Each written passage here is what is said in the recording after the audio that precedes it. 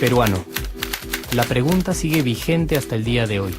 ¿En qué momento se jodió el Perú? Hace décadas que buscamos la respuesta y siempre terminamos echándole la culpa a quienes nos han gobernado.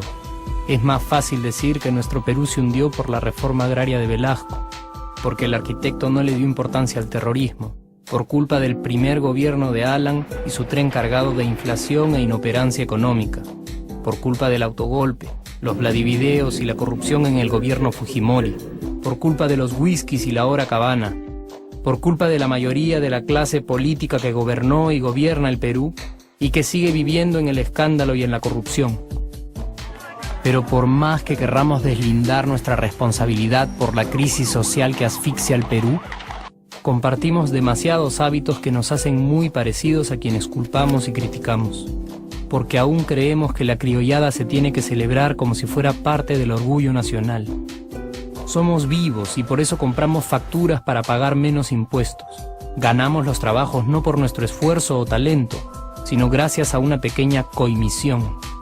Nos colamos en la fila para que nos atiendan primero. Aceleramos en ámbar y nos pasamos la luz roja, porque así llegamos más rápido. Somos tan vivos que si no encontramos estacionamiento, nos ponemos en el espacio azul reservado para las personas con discapacidad. Robamos la señal de cable, robamos electricidad y no nos consideramos ladrones. Reclamamos que haya justicia y se acabe la corrupción, pero le pagamos 5 soles a un policía para que no nos ponga papeleta o al juez para que abogue por nuestra causa.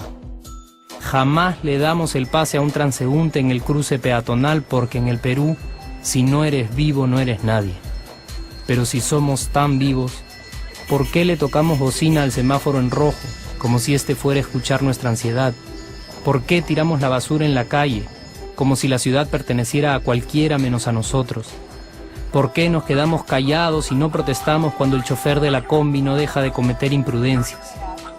¿Por qué estamos tan interesados en saber qué vedette trampea con qué jugador, en vez de conocer algo sobre nuestra historia, nuestra economía, nuestra literatura, o al menos saber cuáles son nuestros derechos más elementales?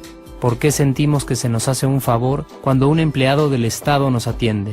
¿Por qué dejamos que un panetón sea el mejor argumento de un político para llevarse nuestro voto? ¿Por qué cuando alguien hace algo bien, decimos que parece hecho en el extranjero, como si eso fuese más meritorio? ¿Por qué no nos sentimos orgullosos de nuestra diversidad cultural? ¿Y por qué, si somos tan vivos, seguimos alimentando este círculo vicioso que no nos deja avanzar como sociedad y nación?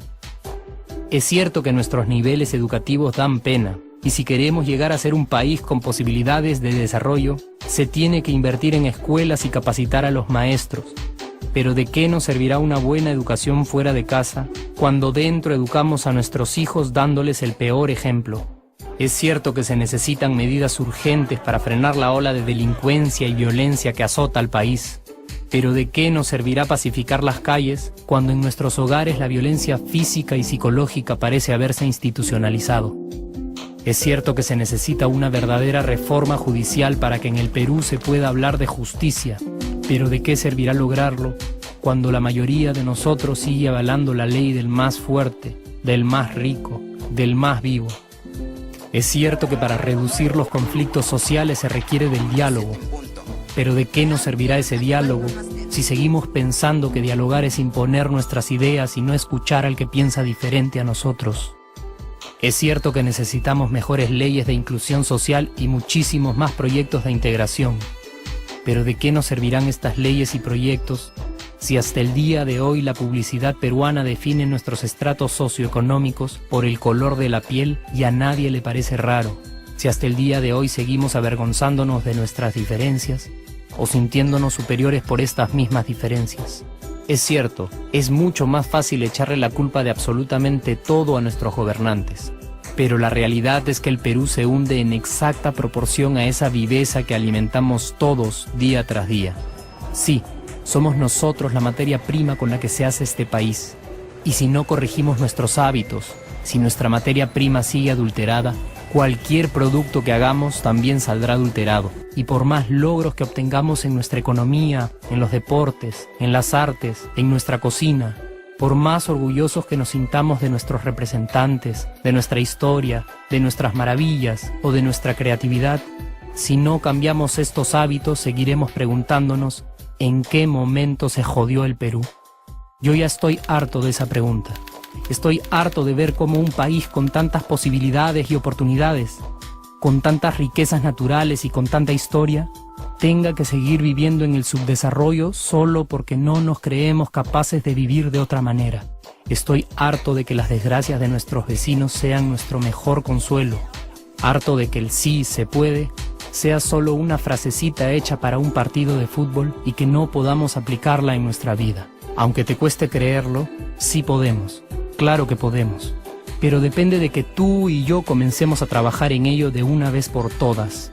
Porque la transformación del país hacia una nación desarrollada ya no está solo en cancha de los políticos o de los poderosos, y no está en el terreno de los milagros. La transformación del Perú está en la capacidad que tengamos de hacernos responsables de nuestros actos y de rebelarnos contra nuestra viveza. La transformación del Perú está en ti y está en mí, está en todas nuestras organizaciones y en la posibilidad de trabajar juntos con verdadera responsabilidad social. ¿Qué pasaría si cambiamos la pregunta?